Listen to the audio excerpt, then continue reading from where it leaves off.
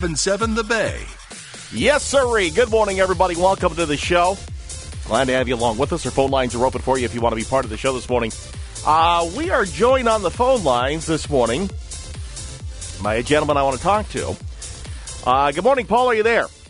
Yeah, how you doing, T-Bone? Hello, Heather. Hello, Paul. How are you? So I told the listeners earlier, but Paul, I want you to go ahead and cover this once again. You are working on getting legislation, first of all, drafted and then hopefully passed, that will in some way protect small businesses as we try to navigate this whole COVID experience. Explain to people what it is you're doing and where you are in the process.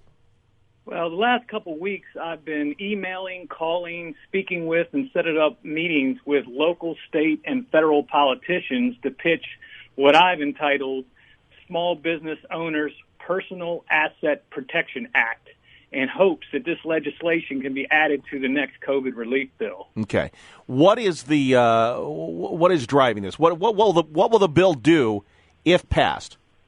Well, I mean, to the point, the purpose of the bill is to sever the personal guarantees that small business owners have signed on lending and leasing. So basically, when you set up a small business, the intent of a small business is to separate yourself from the business. Mm-hmm. It's got its own tax ID number, and people set up LLCs, sole proprietors, different corporate whatever, but the intent is to have a separate entity from yourself. That is why you pay taxes separate, everything else. Right. But there's this little ugly hook that banks and leasing agents use in order to protect themselves in the process of you establishing your business, and it's called the personal guarantee. Okay, now how does that work? And what happens with the personal guarantee is, and we'll just use me as an example, right? I wanted to set up these businesses. The business is a blank shell. There's nothing to it. So I need to get loans. I need to build out my space. Mm-hmm. You know, I need to buy equipment. I need to do these things. So I need space and I need a loan. Okay. So the banks now, because of, I mean, I don't want to get into what's happened in the past, but they say, you know what?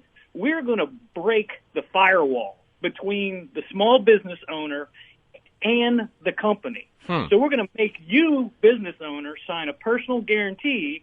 So if your business goes down, we're going to attach to your personal assets.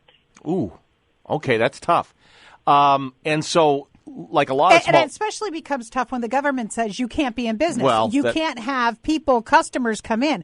Big difference if you're not facing a pandemic, you're not facing, 2020. Businesses fail. That's what happens. Businesses fail. But when the government says you can't have your business doors open, that is a different beast. And and businesses should be protected from that. Well, Heather, you're absolutely right. And let me just talk about numbers, okay? Let's get to the nitty-gritty. So most small businesses operate at a 5 to 10%, and some are lucky enough to have a 20% margin, okay? Right. So here you are, pre-COVID, operating at these slim margins anyway. We're talking restaurants, small businesses, gyms. I don't care what small business. So the governor comes in and says, that margin is out the door because I'm taking away 50% of your customers because you can only have an occupancy of 50% or 25%. Right. Correct. So let's be very clear on this. So let's say a business makes, but it brings in $100. Out of that $100, normal business operating expenses are going to eat up 80%, at least 80% of it, and out of the rest of the 20, that's what you had to do business with. Now the government comes along and says, "Oh, by the way, we're shutting you down. Now you don't have anything." You got nothing. So these small businesses, and myself included, I'm a prudent businessman. I do the right things, right? I save my money. And right now I'm in a situation where I'm bleeding cash every day, trying to keep the doors open, trying to navigate this post-COVID world, and trying to keep some remnants of a customer base. So when this COVID stuff straightens out, I'm in a position at least to rebuild my business. Now, you are you've been in the community and you've been in business for a while, and I know you know a lot of business people, small business people as well. I don't think you're a unique situation. You, I'm sure, have talked to a lot of business owners who are in the same boat.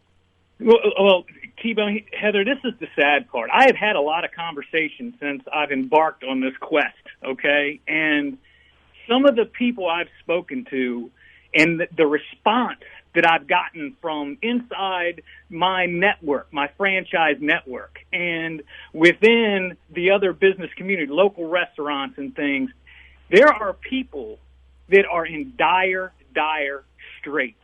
Because they're going to lose everything. They're not only going to lose their business, they're going to lose their homes. How many have already shut down, Paul? Well, I mean, there's a report I read yesterday that 10,000 businesses have shut down in the past 3 months. Wow. And this is the tip of the iceberg. This is the tip of the iceberg. So now here's go ahead. I mean, so I started this quest a couple weeks ago, and I've reached out. I've written a letter that outlines my legislation, right? And I'll tell you the legislation. First, there's three parts to this. One, the first part of the legislation is to sever the personal guarantees that small business owners have signed. Okay. The second part is in order to keep landlords from going absolutely crazy and fighting the legislation, which, again, I don't blame them. They're in business, too. They need to be protected. I believe that they should get a dollar-for-dollar tax credit for the revenue lost associated with the business going out due to COVID. They have to get something. It's the only fair thing to do. Okay. The banking side, banks already have items in their financials for uncollectible debt. They already have it. They operate knowing that there's going to be defaulted debt. So they ought to have a separate line item for COVID losses, businesses that go out due to COVID. And let me tell you something, between the politicians and the bank executives, they can work out some sort of tax credit, some sort of bailout that's above my pay grade. Yes. I'm not worried about them, right? Yeah. But everybody wins in that situation, and it enables the small business owner to fight another day. Because the truth is, on my personal debt, I don't like personal debt. But business debt is called leverage. That's how you build wealth. You leverage. This is how every wealthy person in America has played the game. You leverage. So you have business debt. You cannot let that debt take you down personally. And here's the other crazy thing. Wall Street CEOs, guess what they don't sign? Personal guarantees. It's only the small guy. Paul, only the small business. Paul, let me ask you this. Who have you spoken with? And what do you need from the community, especially small business owners? What are you hoping to gain from talking to us today? Well, I want to know, I know that's two questions. Who have you talked to, and are you getting positive response? And then what do you need from the Southern Maryland small business owner? All right, well, let me answer the first question. So I have reached out to several politicians via email talking, and locally I've reached out to Rucci, Bowling, Collins, Ellis, Bailey, Cardin. Those are the people that have somewhat responded to what I've said. Still waiting on other responses. I think I need to tap into SETI in order to get a hold of some of these people. Well, to help. What has been the when you're taking the response? What's the temperature of these guys? Do they seem to understand what you guys are going through, or are they like, oh yeah, that sounds good, and then they just kind of show you the door? A lot of those people you just mentioned are small business owners themselves. Yeah, they have responded favorably, but there's really two people that I've dealt with that are absolutely amazing, that are championing an effort right now. The first on a local level is C.T. Wilson. Him and I spoke the other day, and this bill, this act is bipartisan. There's no politics involved in this at all. Right. And any small business owner that's listening to this right now, if you do not support C.T. Wilson, you are making a mistake, because him and I had a great conversation. He is in the process right now of trying to craft emergency legislation on the leasing side. Oh, for the state. It's easier on the state for the leasing. Right, because the banking is a federal issue. Right. Right. So that leads me to the other thing is, you guys know that I'm very good friends with Gary Clark and some NFL guys. Well, Gary and John Booty do a congressional football game every year, and they worked a deal. Gary couldn't attend, but John Booty and I, this past Friday, were in Capitol Hill for lunch with Representative Davis from Illinois. Okay. So Okay. he has taken it upon himself to work with me. I actually have spoken to his staff a couple times, and today at 2 o'clock, I have another conference call with Representative Davis's staff to further the discussion. Okay, so what do you need from small business owners in Southern Maryland? Yeah, how would small business owners, at some point, you're probably going to need to walk to some politician and hand them a list of names of people who support this. So how do small business people get on board with this or become involved in this?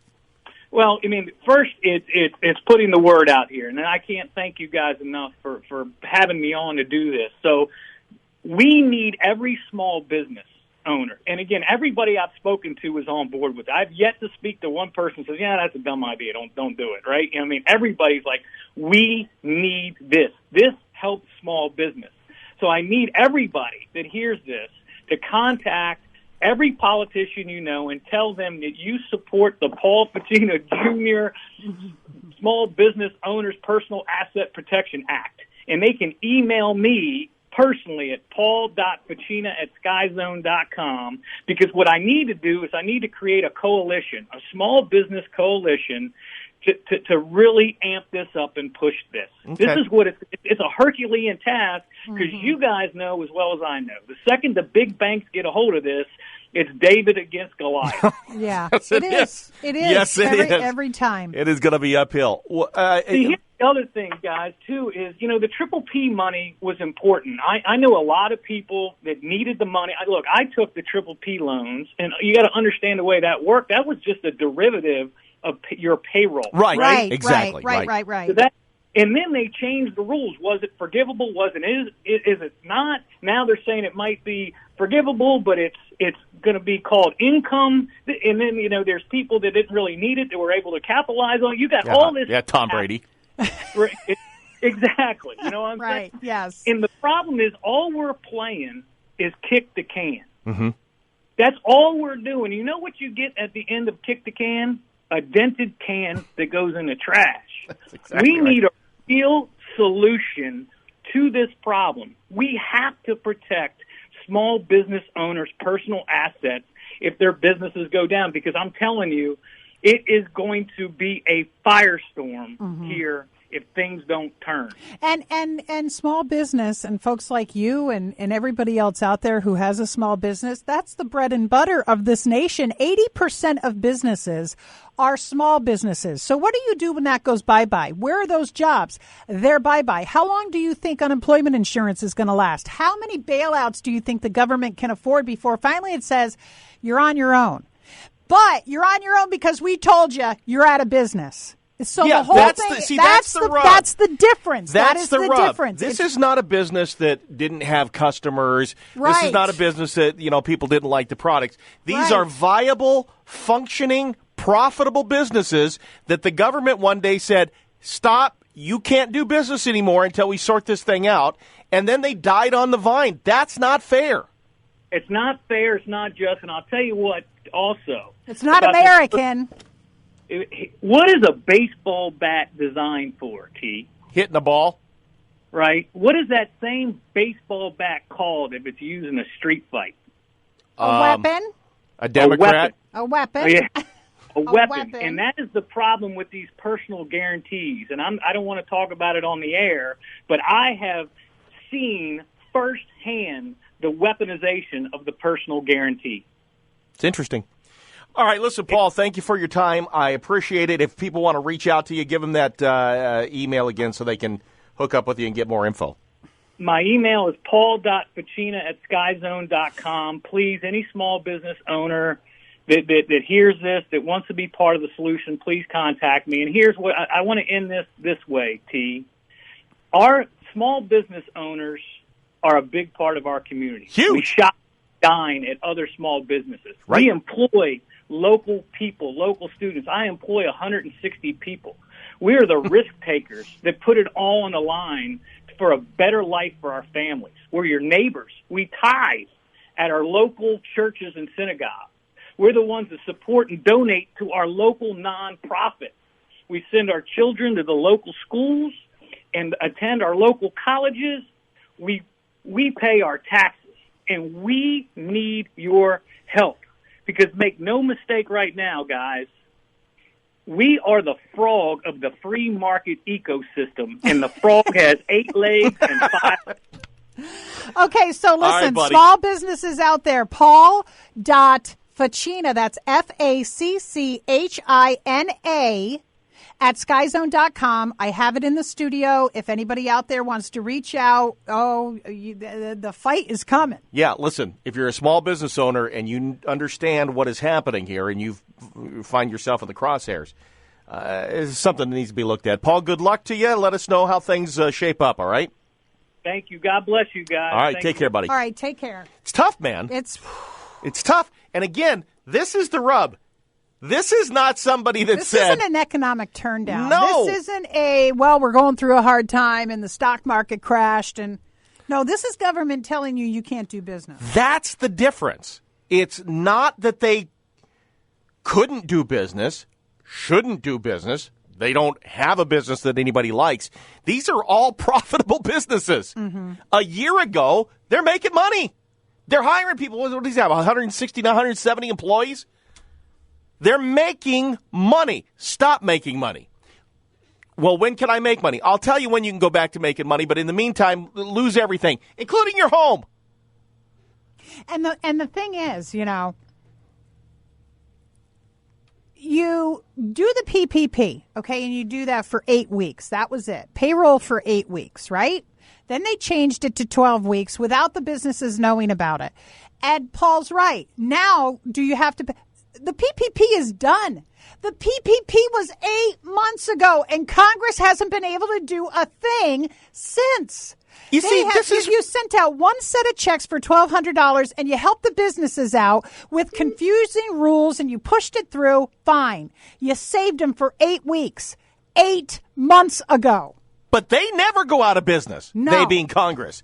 Their checks keep coming. Even when they shut down. Their staff keeps getting paid. Yeah, it's very frustrating.